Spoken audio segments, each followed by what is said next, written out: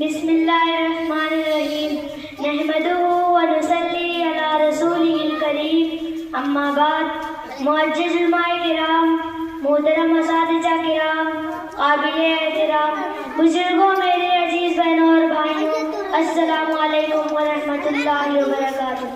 آج مدرسہ ہدایت العلوم کی اس بابرکت مجلس میں ہم اپنے ملک کے ایک عظیم اور یادگار دن یوم جمہوریہ کے موقع پر جمع ہیں۔ معزز حاضرین محفل، یوم جمہوریہ محض ایک تاریخ نہیں، یہ ایک پیغام ہے۔ یہ ہمیں یاد دلاتا ہے کہ قومیں صرف نعروں سے نہیں بنتی بلکہ اصولوں سے بنتی ہیں، اور اصولوں کی حفاظت اور کانسٹیٹیوشن کے ذریعے ہوتی ہے۔ ہمارا وطن 15 اگست 1947 کو آزاد ہوا، لیکن آزادی کے بعد سب سے اہم سوال یہ تھا کہ اتنے بڑے اور مختلف مذاہب والے ملک کو انصاف اور امن کے ساتھ کیسے چلایا جائے۔ اس کا جواب تھا ہمارا آئین۔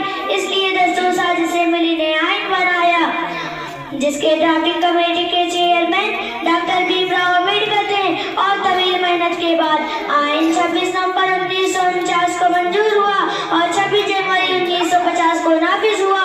اسی دن بھارت جمہوریہ بنا، یعنی اس ملک میں اصل طاقت کسی بادشاہت کی نہیں بلکہ وی دا پیپل اور آئین کی ہے۔ معزز سامعین، آئین نے ہمیں دو چیزیں دی ہیں، حقوق اور ذمہ داریاں۔ حقوق ہمیں عزت کے ساتھ جینے کا حق دیتے ہیں، ذمہ داریاں ہمیں قانون کی پابندی، دوستوں کے احترام اور ملک کی یکجہتی سکھاتے ہیں۔ یہ توازن ہی جمہوریت کو مضبوط بناتا ہے۔ آج ہمیں یہ بات بھی یاد رکھنا ضروری ہے کہ اس ملک کی آزادی اور دستور سازی میں مسلمانوں اور علماء کرام کا بھی کردار رہا ہے۔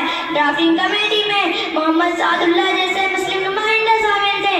یہ ہمارے لیے فخر بھی ہے اور ذمہ داریاں بھی۔ مدرسہ ہمیں یہ سکھاتا ہے کہ ہم اچھے مسلمان بنیں، اچھے شہری بھی۔ سچ بولنا، انصاف کرنا، امانت داری، یہ دین کی بھی تعلیم ہے اور جمہوریت کی بھی بنیاد ہے۔ یوم جمہوریہ ہمیں یہ پیغام دیتا ہے کہ نفرت کے بجائے امن، تعصب کے بجائے انصاف اور جھگڑا کے بجائے مخالف اپناؤ۔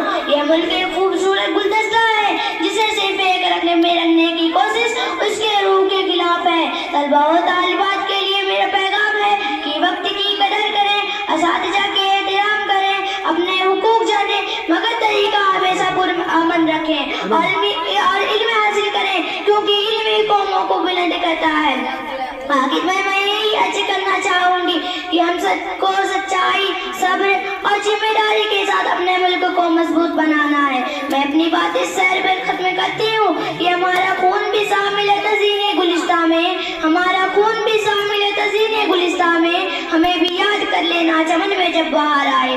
اللہ تعالیٰ ہمارے ملک کو امن عطا فرمائے، دلوں میں محبت پیدا فرمائے اور ہمیں حق کے ساتھ کھڑے رہنے کی توفیق دے۔ آمین۔